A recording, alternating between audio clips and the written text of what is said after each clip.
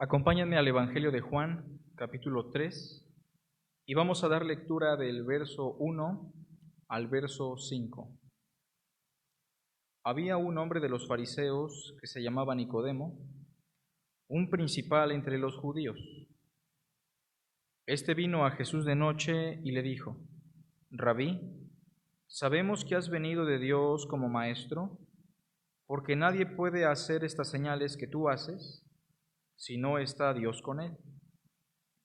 Respondió Jesús y le dijo: de cierto te digo, que el que no naciere de nuevo no puede ver el reino de Dios. Nicodemo le dijo: ¿cómo puede un hombre nacer siendo viejo?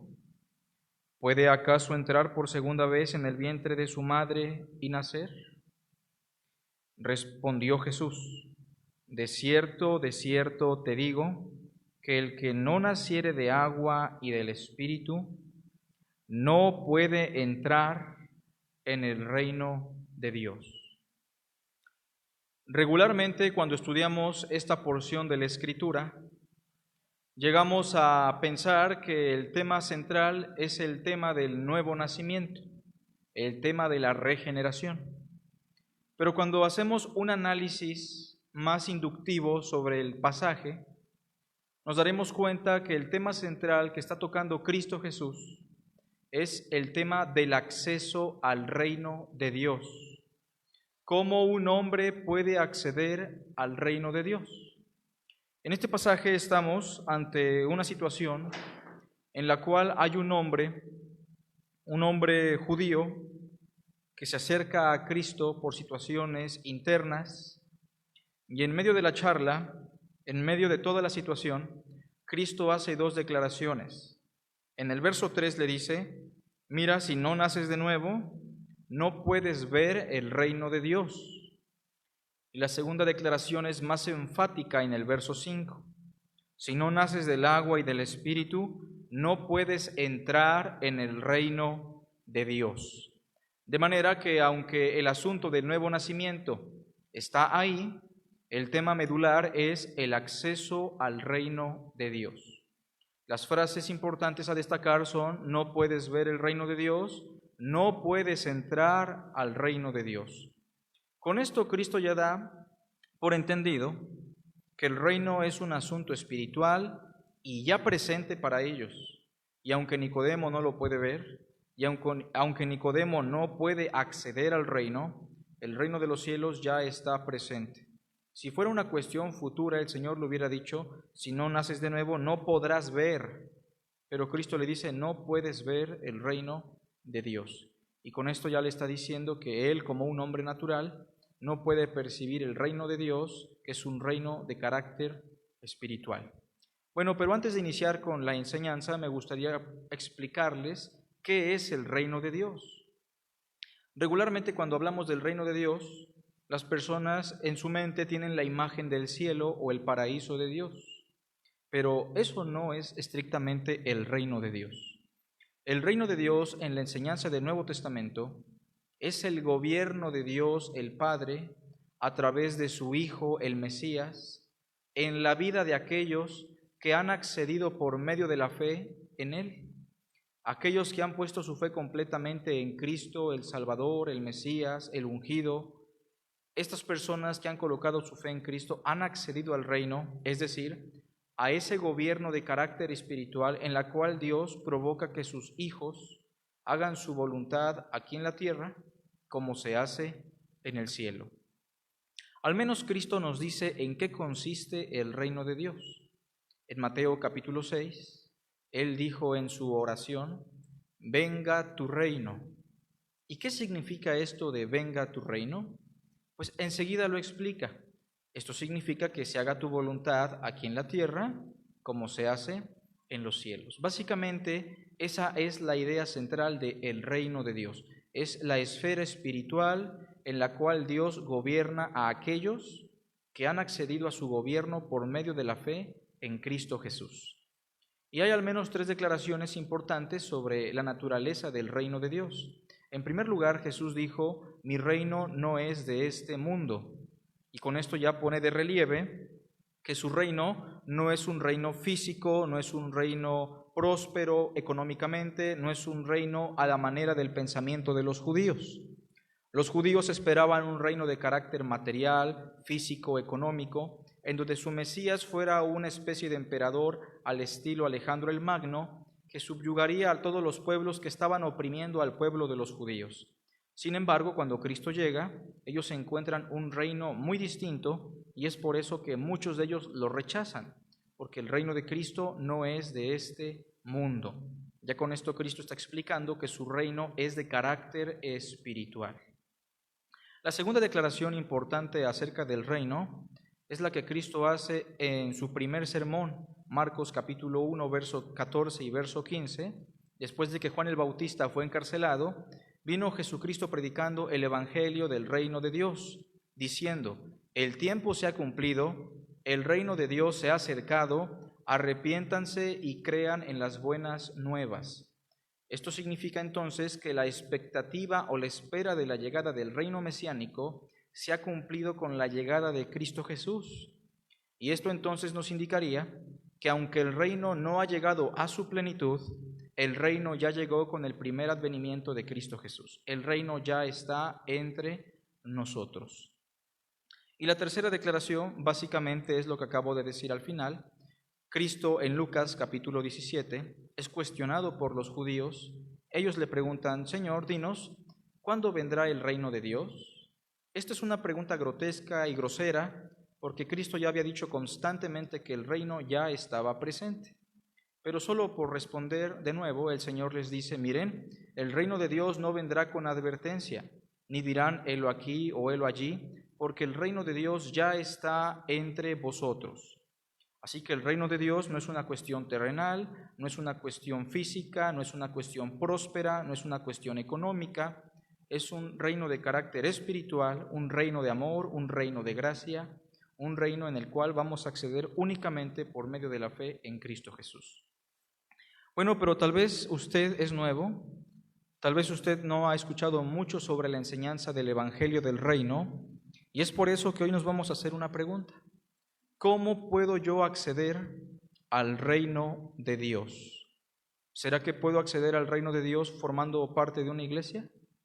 ¿Será que yo pueda acceder al reino de Dios si soy bondadoso, piadoso con los pobres? ¿Cómo puedo acceder yo al reino de Dios? En la historia que tenemos frente a nosotros, Juan capítulo 3, se nos presenta la siguiente situación. Verso 1. Había un hombre de los fariseos que se llamaba Nicodemo. Aquí el personaje es un hombre judío que pertenecía a la secta de los fariseos. Su nombre es Nicodemo. Pero, ¿quién era Nicodemo? La Escritura al menos nos da algunas características que nos ayudan a entender qué tipo de persona era este hombre. En primer lugar, se nos dice en el verso 1 que Nicodemo era un fariseo. Los fariseos eran una secta judía, eran la secta más predominante en aquellos días. La palabra fariseo significa el puro o el apartado. Ellos acostumbraban ser muy selectos en su secta, vestían de una manera muy rigurosa, amaban orar en las esquinas de las calles para que las personas vieran su piedad. También ayunaban constantemente para así alcanzar el favor de Dios. Y eran personas que se excluían de los enfermos, los pobres, los mendigos y todos aquellos que no formaban parte de la secta. En la perspectiva de los fariseos, todo aquel que nacía enfermo, que estaba pobre o que no formaba parte de su círculo, eran personas malditas por Dios, condenadas a la destrucción y que no tenían acceso al reino de Dios que para ellos iba a venir en un futuro. De manera que Nicodemo es un hombre soberbio, un hombre legalista, un hombre religioso, un hombre que está lleno de religión, de vanidad, de cosas meramente superficiales. Pero no solamente era un fariseo, el verso 1 nos dice al final que era un principal entre los judíos. Algunas traducciones de la Biblia traducen de otra manera, un príncipe entre los judíos, lo cual significa que en la ciudad de Jerusalén, porque ese es nuestro contexto, él era de los 70 hombres más importantes. Había un concilio llamado el Sanedrín, conformado por 72 ancianos, Estos 72 ancianos eran conocidos como los príncipes de Israel o el grupo de los principales de Israel. Cada vez que se tenía que tomar una decisión importante, el Sanedrín o el grupo de los 70 eran los que tomaban la decisión en grupo y así guiaban espiritualmente al pueblo de Jerusalén. De manera que no solamente es un hombre religioso, también es un hombre que está mezclado entre la política de los judíos, es un hombre que muy probablemente está lleno de riquezas porque es un principal de entre los judíos. También en el verso 2 se nos dice que este hombre llamado Nicodemo vino a Jesús de noche. La razón por la cual Nicodemo va a Cristo de noche es por el contexto de la carta o del documento de Juan. El documento del Evangelio de Juan nos dice que los fariseos ya habían amenazado a toda la secta y a todos los judíos de que si alguien se juntase con el Mesías, iba a ser expulsado de la congregación o de la sinagoga. De manera que Nicodemo tiene curiosidad por saber quién es Jesús. En su interior hay una pregunta y él sabe que Cristo tiene la respuesta. Él sabe que este hombre llamado Jesús de Nazaret tiene aquello que él no tiene. Así que él va en busca de la verdad en la noche, por no decir que la verdad lo está buscando a él. Y ya de noche pasa de infraganti, la secta no lo ve, la secta así no lo puede acusar. Y cuando se dirige a Jesús, le dice lo siguiente en el verso 2. Rabí, sabemos que has venido de Dios como maestro, porque nadie puede hacer estas señales que tú haces si no está Dios con él. Noten que Nicodemo es un hombre que no insulta a Jesús. Es un personaje que aparte de ser religioso, que aparte de ser una persona adinerada, con una buena posición económica, social, es un hombre que admira a Jesús porque le llama rabí. Entre los judíos, la categoría de maestro se clasifica de la siguiente manera: el raboni, el rab y el rabí. Entre ellos, el rabí es de lo más prestigiado, es de lo más importante, de manera que le está diciendo: Señor, tú eres un gran maestro. No solo eso, le dice: sabemos que has venido de parte de Dios como maestro. Tú eres un maestro divino, un maestro de Dios, porque nadie puede hacer estas señales que tú haces si no está Dios con él.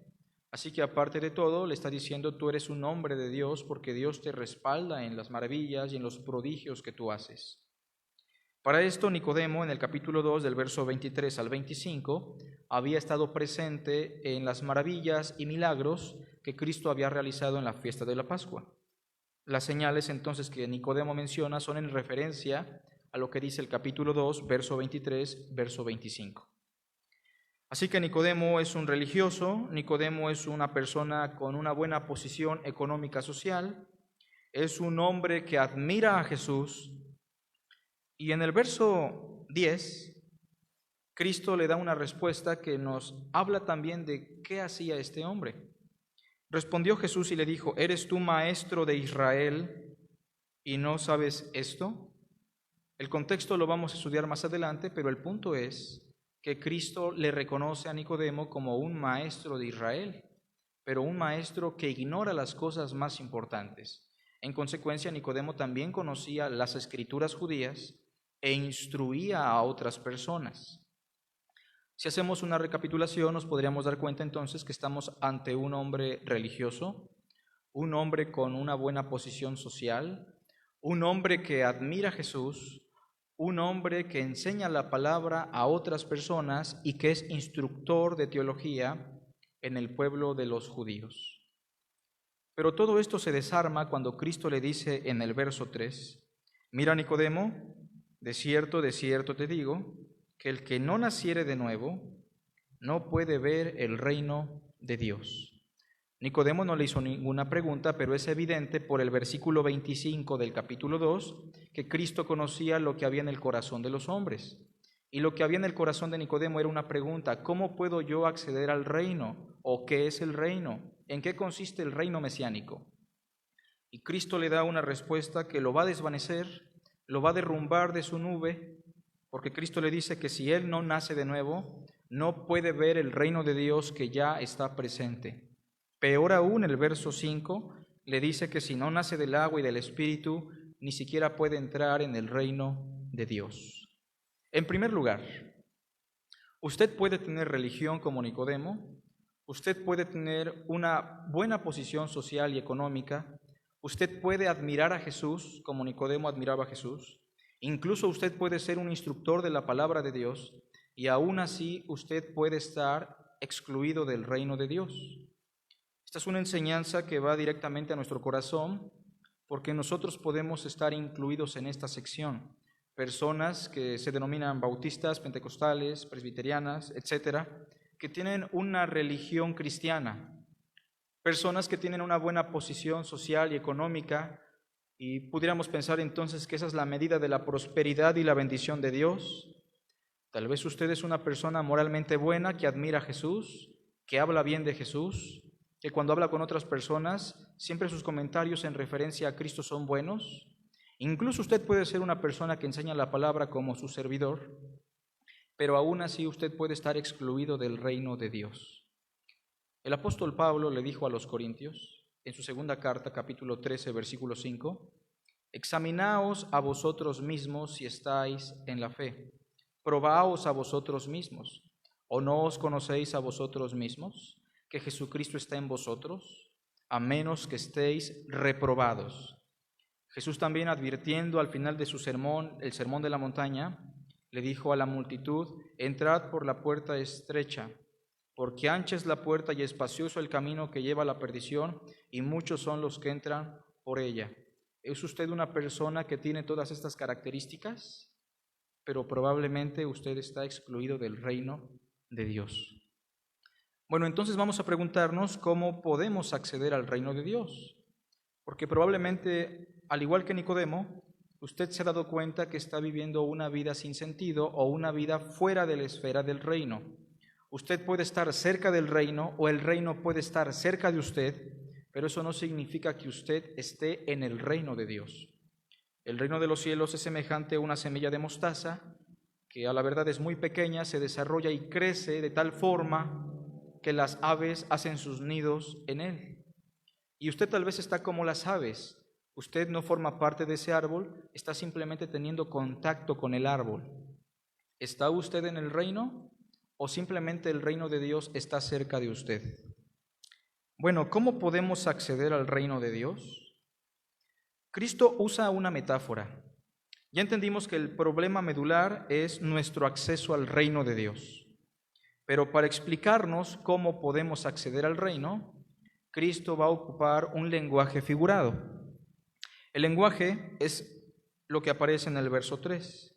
De cierto te digo, que el que no naciere de nuevo, ese es el lenguaje figurado, es una metáfora, no puede ver el reino de Dios. Si existe un personaje en toda la Biblia que exageró su enseñanza usando el lenguaje figurado, ese fue Cristo Jesús. De hecho, en algunas ocasiones, las personas ni siquiera entendían sus parábolas, así que él tenía que enseñárselas a sus discípulos en privado para que las comprendiesen. También cuando habló con la mujer samaritana para hablar de la vida eterna, le habla de agua viva. También cuando quiso hablar con la multitud acerca de la vida eterna, les dice que hay un pan de vida, un agua viva, etc. Pero ahora para hablar de la doctrina de la regeneración, lo que sería básicamente la vida eterna implantada en el corazón de los hombres caídos, lo que en otras palabras sería que hemos pasado de muerte a vida, lo que en las palabras del apóstol Pablo significaría que somos nuevas criaturas, en términos concretos, que el Espíritu de Dios ha venido a morar en nosotros y nos ha dado de esa vida eterna. Cristo lo simboliza por la frase nuevo nacimiento. Entonces, es importante que usted nazca de nuevo para poder acceder al reino de Dios. De manera que si usted ni siquiera sabe lo que es el nuevo nacimiento, es probable que usted ni siquiera haya experimentado esta obra que proviene de Dios. Pero bueno, entonces Cristo le dice, si quieres ver el reino, si quieres acceder al reino, tienes que nacer de nuevo. Nicodemo en el verso 4, espantado probablemente, muy preocupado, porque él fue a buscar a Jesús por una motivación sincera, él sí quería conocer la verdad a pesar de todos los paradigmas superficiales que tenía. le hace la pregunta: ¿cómo puede un hombre nacer siendo viejo? ¿Puede acaso entrar por segunda vez en el vientre de su madre y nacer? Es la misma respuesta de la mujer samaritana cuando no entiende el lenguaje figurado de Jesús. ¿Acaso eres tú mayor que nuestro padre Jacob, quien le dio a beber a todo su ganado y a sus hijos? Señor, el pozo es hondo y no tienes con qué sacarla. O tal vez es la misma respuesta que la multitud a Cristo: Señor, ¿cuál es ese pan? Nuestros padres comieron el maná. Aquí Nicodemo está reflejando que no entiende el lenguaje de Cristo. Y es que el hombre natural no percibe las cosas que son del Espíritu de Dios. Pero en el verso 5, Cristo va a ser más enfático. Mira, Nicodemo, de cierto te digo, que si no naces del agua y del Espíritu, no puedes entrar en el reino de Dios. Y ahora Cristo va a usar un lenguaje metafórico en donde el agua y el Espíritu se van a conjugar para que el entendimiento de este judío, de este hombre que tiene relación con el lenguaje religioso, tenga una idea más clara. Ahora, ¿qué significa nacer del agua y del Espíritu? Es lo mismo, es nacer de nuevo, es experimentar la regeneración del alma, es pasar de muerte a vida. Pero ¿por qué Jesús usa estos dos elementos, agua y Espíritu? Es muy probable que Cristo Jesús esté haciendo alusión a algunos textos del Antiguo Testamento en donde se promete que aquellas personas que alcancen el nuevo pacto van a experimentar la regeneración del alma. Por ejemplo, estos dos elementos, agua y el Espíritu, aparecen en Ezequiel, capítulo 36, donde precisamente se habla metafóricamente de la regeneración del alma. Y Dios les dice en tiempos de Ezequiel a los judíos, en el capítulo 36, versículo 25, lo siguiente: esparciré sobre vosotros agua limpia. Ahí está el elemento del agua. Es un lenguaje figurado que habla de la purificación del alma. Esparciré sobre vosotros agua limpia y seréis limpiados de todas vuestras inmundicias, y de todos vuestros ídolos os limpiaré. Ahí está el primer elemento, la purificación. El elemento del agua es el símbolo de la purificación. Inmediatamente, verso 26, os daré corazón nuevo. ¿Se dan cuenta cómo hay una similitud entre corazón nuevo, nuevo nacimiento? Es la idea de la regeneración. Os daré corazón nuevo y pondré espíritu nuevo dentro de vosotros, y quitaré de vuestra carne el corazón de piedra, y os daré un corazón de carne. Verso 27, y pondré dentro de vosotros mi espíritu. Ahí está el segundo elemento, el Espíritu de Dios viniendo a morar en el corazón del pecador. Es decir, cuando el Espíritu Santo viene a morar en nosotros, purifica nuestra alma y es cuando se produce la regeneración. Es cuando nacemos de nuevo, cuando el Espíritu, por medio de la fe, viene a morar en nosotros. Otro ejemplo es el que el apóstol Pablo da en la carta pastoral de Tito. Acompáñenme a Tito, por favor. Capítulo 3, verso 5, en donde otra vez se conjugan los dos elementos, el agua y el Espíritu.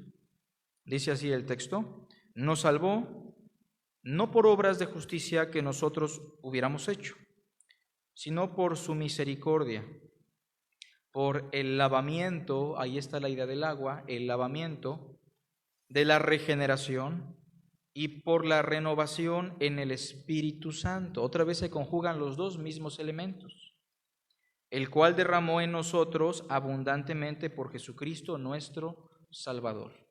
De manera que la regeneración es cuando el Espíritu viene a morar en nosotros, y eso produce de alguna manera una purificación en nosotros. Así que Cristo le está diciendo a Nicodemo: mira, si tú no naces del Espíritu, si el Espíritu no viene a morar en ti y te purifica, no puedes entrar en el reino de Dios. Juan 3, verso 6, en pocas palabras, Nicodemo, lo que es nacido de la carne, carne es, y lo que es nacido del Espíritu, Espíritu es. Aquí el papel importante lo empieza a tomar el Espíritu Santo, ya que es el Espíritu Santo, la tercera persona de la Trinidad, la que aplica la obra de la regeneración en nuestra vida. Verso 7, no te maravilles de que te dije, os es necesario nacer de nuevo. Podríamos decir muchas cosas sobre el nuevo nacimiento, sobre la doctrina de la regeneración, pero tenemos que reconocer algo. El mismo Señor Jesús nos va a explicar más adelante que la obra de la regeneración o el nuevo nacimiento es tan sobrenatural, es tan divina, le pertenece completamente a Dios, de tal forma que para nosotros en cierta medida llega a ser un misterio. ¿Por qué digo esto? Porque en el verso 8, Cristo va a citar Eclesiastés capítulo 11 y va a hacer una alusión a la obra del Espíritu en el hombre. Dice así: el viento sopla de donde quiere y oyes su sonido, mas ni sabes de dónde viene ni a dónde va. Así es todo aquel que es nacido del Espíritu. ¿Qué quiso decir Jesús con estas palabras? Que el Espíritu sopla de donde quiere y escuchamos su sonido, mas no sabemos de dónde viene ni sabemos a dónde va. Dice que esto es semejante a todo aquel que es nacido del Espíritu. Básicamente tenemos que resaltar algo: la ignorancia. Nosotros podemos sentir el viento, nosotros podemos escuchar su sonido, pero somos ignorantes en cuanto a su procedencia y a dónde va. En este sentido, nosotros sabemos que una persona ha sido regenerada porque en ella se plasma el amor de Dios. Podemos ver ciertos efectos del nuevo nacimiento, pero somos ignorantes en cuanto a la profundidad de esta obra de Dios. Eclesiastés capítulo 11 es la cita indirecta que Cristo está manifestando, y Eclesiastés lo dice de otra manera. Voy a Eclesiastés capítulo 11.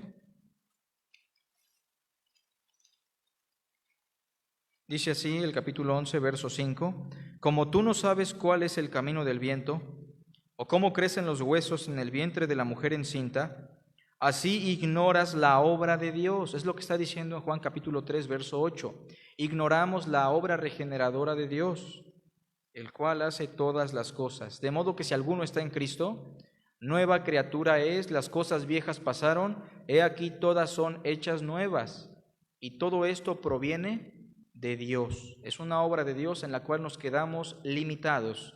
Es por su gracia, es por su obra, es por su soberanía, y nosotros estamos restringidos en cierta medida. Mas a todos los que le recibieron, a los que creen en su nombre, les dio la potestad de ser hechos hijos de Dios, los cuales no son engendrados de sangre, ni de voluntad de carne, ni de voluntad de varón, sino de Dios. Una obra exclusiva de Dios y para Dios, en la cual nos quedamos limitados en cuanto a su comprensión. Nicodemo para este punto está espantado. Nicodemo para este punto ya entendió muy bien que él está excluido del reino y que si muere va a estar excluido por toda la eternidad. De nada le sirve su religión, su posición, su admiración por Cristo. De nada le sirve ser un maestro de Israel. Este hombre, si muere, va a estar excluido del reino por toda la eternidad. Así que, muy preocupado, en el verso 9, respondió Nicodemo y le dijo: ¿cómo puede hacerse esto? En referencia al nuevo nacimiento, Jesús. ¿Cómo puedo nacer de nuevo? ¿Cómo lo puedo hacer? Respondió Jesús y le dijo: ¿eres tú maestro de Israel y no sabes esto? El peor peligro de ser un maestro de la palabra es ni siquiera conocer el medio de salvación que nos provee la palabra. Carlos Spurgeon, en su libro El discurso a mis estudiantes, en su primer capítulo, enfatiza la necesidad de que todo maestro de la palabra esté consciente de qué es la salvación y cuál es el medio de la salvación que la palabra de Dios nos provee. Pero aquí tenemos a un maestro de la palabra que no tiene ni idea de cómo se produce el nuevo nacimiento. Y es que la pregunta ¿cómo puede hacerse esto? Es en referencia a eso, el nuevo nacimiento, la regeneración. Verso 11: de cierto te digo, que lo que sabemos hablamos, y lo que hemos visto testificamos, y no recibís nuestro testimonio. Noten que Cristo le da una respuesta en plural.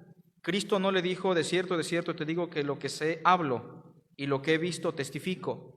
Él le dice: lo que sabemos, hablamos, y lo que hemos visto, testificamos. Cristo está hablando en nombre de más personas. Se está incluyendo Él, pero está hablando en nombre de Juan el Bautista, está hablando en nombre del Padre, está hablando en nombre de todos los profetas que han testificado y visto con sus propios ojos la verdad, y aún así los judíos, en referencia sobre todo a la época de los judíos en tiempos de Nicodemo, no recibían el testimonio de Cristo. En el contexto de Juan, el testimonio de Cristo está respaldado en el capítulo 5 por una serie de testigos. Si ven conmigo en el capítulo 5 esto, Cristo dijo en el verso 31, 5:31, si yo doy testimonio acerca de mí mismo, mi testimonio no es verdadero. Esto lo decía la ley, que el testimonio de 2 o 3 es válido. Por eso Cristo dice esto. Otro es el que da testimonio acerca de mí, y sé que el testimonio que da de mí es verdadero. ¿A quién se refiere? Verso 33. Vosotros enviasteis mensajeros a Juan, y él dio testimonio de la verdad, de manera que el otro testigo de la verdad es Juan el Bautista. Pero yo no recibo testimonio de hombre alguno, mas digo esto para que vosotros seáis salvos. Él, Juan, era antorcha que ardía y alumbraba, y vosotros quisisteis regocijaros por un tiempo en su luz.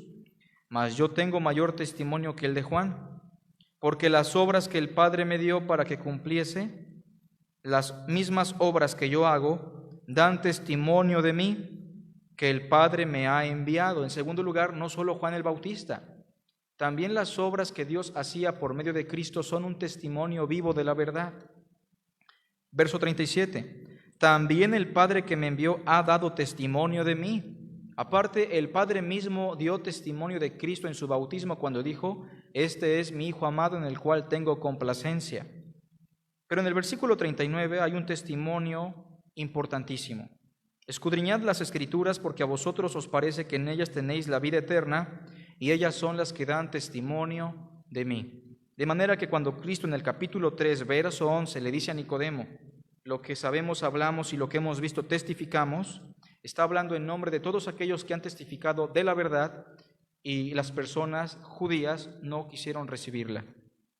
Pero aparte es muy probable que Cristo esté hablando en plural, porque Nicodemo, cuando se acercó a Jesús, le habló también en plural. Regresen al capítulo 3, versículo 2.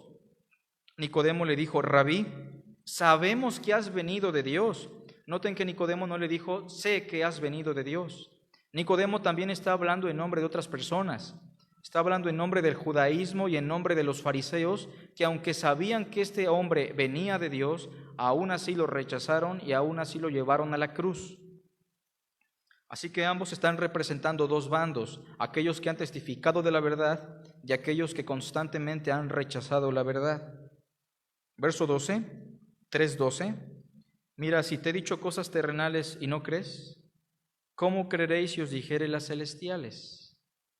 Y es que el asunto del nuevo nacimiento es un asunto celestial. Son cuestiones divinas. Mira, en primer lugar, verso 13, nadie subió al cielo, sino el que descendió del cielo, el Hijo del Hombre. La última frase que dice que está en el cielo no aparece en el texto griego, y es por eso que la Biblia de las Américas no la pone. El texto diría entonces: nadie subió al cielo, sino el que descendió del cielo, el Hijo del Hombre.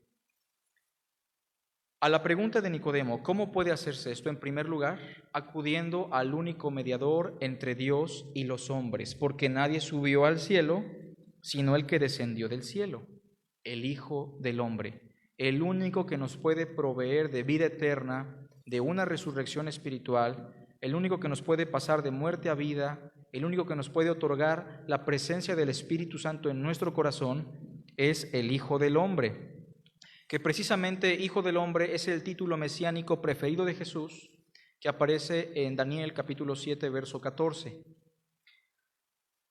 Ahora, Dios ha designado al Hijo del Hombre para que Él sea el dador de la vida eterna, para que Él sea el dador de la salvación. Vean Juan capítulo 6. Los judíos le preguntan sobre la vida eterna, Pero Cristo responde en el capítulo 6, verso 27.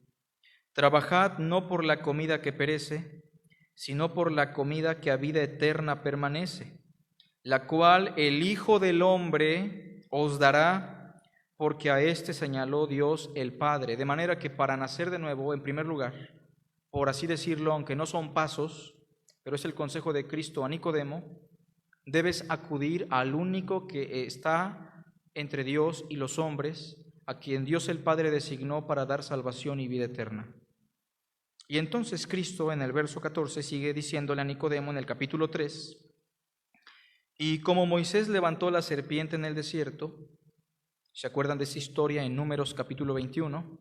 Cuando los israelitas pecaron en contra de Dios y Dios envió serpientes venenosas que los mordían y los mataban. En ese momento Dios, a través de Moisés, los sanó con una serpiente de bronce, la cual fue alzada y cualquiera que miraba a la serpiente recibía vida o sanación. Esto va a fungir como un tipo o una figura de la obra redentora del Cristo, porque así como Moisés levantó la serpiente en el desierto, así es necesario que el Hijo del Hombre sea levantado, en referencia a su crucifixión, cuando es levantado en la cruz, para que todo aquel que lo mire reciba la vida, así como aquellos que miraron la serpiente recibieron sanación. La serpiente es muy probablemente que sea un símbolo del pecado y de la maldición que le fueron imputados al Cristo en su crucifixión. Verso 15, para que todo aquel que en él cree no se pierda, mas tenga vida eterna. Esta es la respuesta a la pregunta, que todo aquel que en él crea no se pierda, no vaya a condenación, mas tenga vida eterna. ¿Cómo puede hacerse esto? Creyendo en el Hijo del Hombre, creyendo en el Mesías, el único mediador entre Dios y los hombres. Esto nos da vida eterna. Verso 16, porque de tal manera amó Dios al mundo, Nicodemo, no solamente a los judíos, no es un amor exclusivo para los fariseos. Dios amó a todo el mundo de tal forma que dio a su Hijo unigénito. Esta frase Hijo unigénito es un modismo de filiación figurativo que significaría Dios dio al único igual en naturaleza a Él. Dios envió al único que comparte su divinidad. Yo y el Padre, uno somos, dijo Cristo. Porque de tal manera amó Dios al mundo que ha dado a su Hijo unigénito para que todo aquel que en Él cree, otra vez el énfasis, no se pierda, mas tenga vida eterna. Entonces la pregunta es, ¿cree usted en el Hijo de Dios? ¿Cree usted en el Mesías, el Salvador del mundo, como el único medio de salvación, el único Dios vivo y verdadero que descendió del cielo para morir en la cruz, ser levantado y dar vida eterna a todo aquel que crea en Él? Porque si usted cree, usted ha nacido de nuevo. Y si usted ha nacido de nuevo, en consecuencia usted ya forma parte del reino de Dios. ¿Ha llegado usted a la luz de Cristo? Por último, me gustaría mencionar que cuando Cristo dice vida eterna, o que para que todo aquel que en Él crea no se pierda, mas tenga vida eterna, la vida eterna no es la prolongación de nuestra existencia por toda la eternidad. Esa no es la definición de vida eterna. De hecho, si usted muere, esté en Cristo o no esté en Cristo, su existencia se va a prolongar por toda la eternidad, sea en el cielo con Dios o sea en el infierno con todos los reprobos, con Satanás y sus ángeles. La existencia eterna la tenemos garantizada, pero entonces, ¿qué es la vida eterna que Dios promete? Juan 17, verso 3, es la explicación de qué es la vida eterna. Jesús dijo, y esta es la vida eterna, que te conozcan a ti, el único Dios verdadero, y a Jesucristo a quien tú has enviado. La vida eterna es una relación personal, es una relación viva con Dios y con su Cristo. Una relación en la cual nosotros entramos por medio de la fe en Jesús. Esa es la vida eterna. De manera que la condenación es contrario a eso, una existencia separada de Dios, una existencia en perdición, una vida sin Dios. ¿Tiene usted ya la vida eterna? ¿Forma usted parte del reino de Cristo? Vamos a hacer una oración para terminar, hermanos. Que Dios les bendiga. Señor, te agradecemos por tu palabra. Te rogamos que sea de mucha bendición para todos los hermanos y personas que nos escuchan. Te damos a ti la honra y la gloria y la alabanza. Y suplicamos que nos permitas examinar nuestro corazón a la luz de tu palabra sagrada y que todos aquellos que han tenido contacto con tu palabra puedan ver en ellos el fruto de la vida eterna, la cual se produce por la fe en tu Hijo. Te damos a ti la gloria, Señor, porque tú eres bueno. Gracias por tu palabra, Padre. En nombre de Cristo Jesús. Amén. Que Dios les bendiga, hermanos.